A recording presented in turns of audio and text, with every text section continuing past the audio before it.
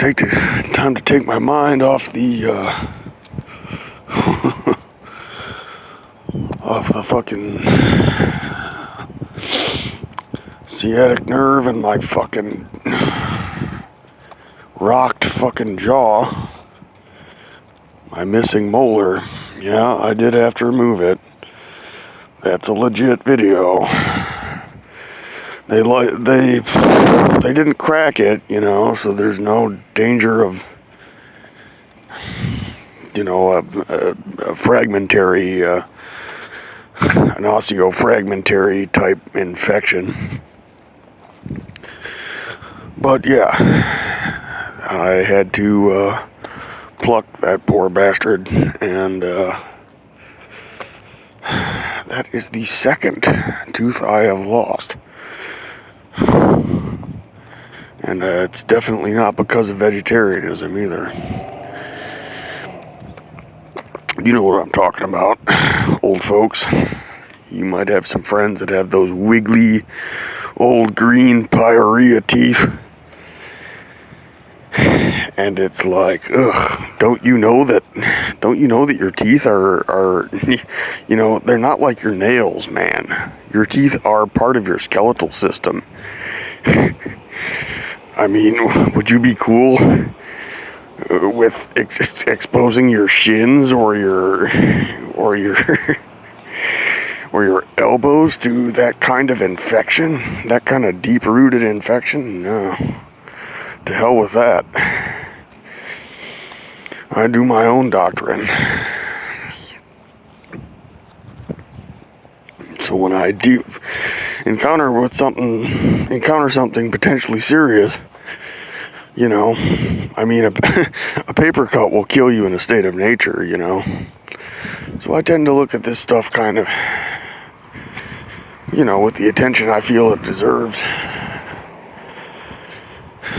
But, boring, normal fag problems. That's what you get when young rowdy men disagree with you.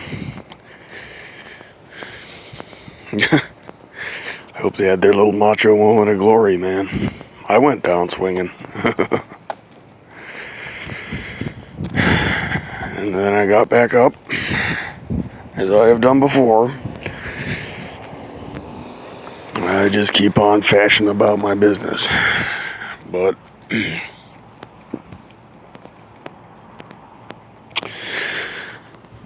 thought occurred to me that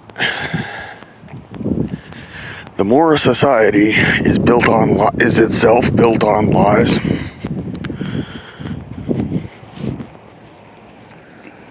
Doesn't matter how noble those lies are perceived to be, how useful its myths are considered to be,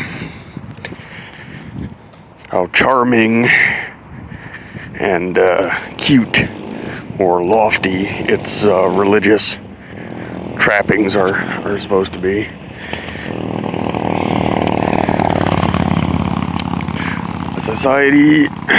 The more a society is built on things that are just not true, the more and more unreal the character of daily life becomes. And consequently, the more that, due to the technique unfolding, the technological imperative within that kind of society, then the best liars are going to be valued and selected and socially selected for. Such as lawyers, for instance.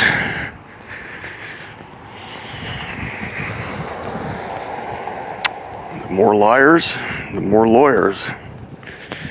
You're going to have to hire liars to beat other liars in a crooked game where the rules are determined by more powerful liars than you.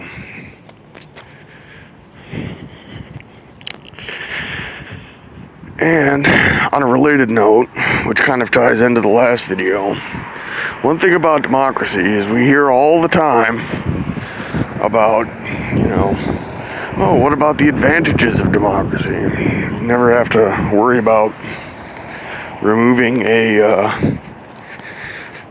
a bad leader in the way that an entrenched bad leader, the way a monarchy or a dictatorship would have to. But what about? But democracy seems to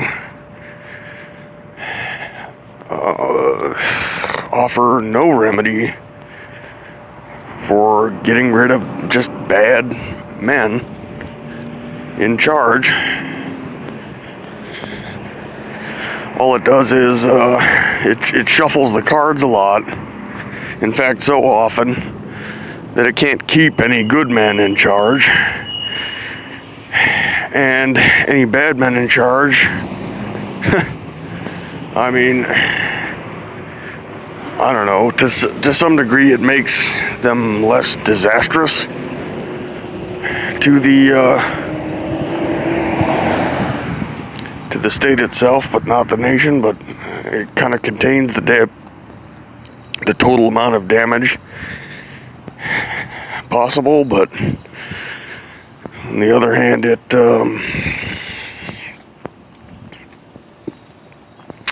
ensures that that no one is around long enough to have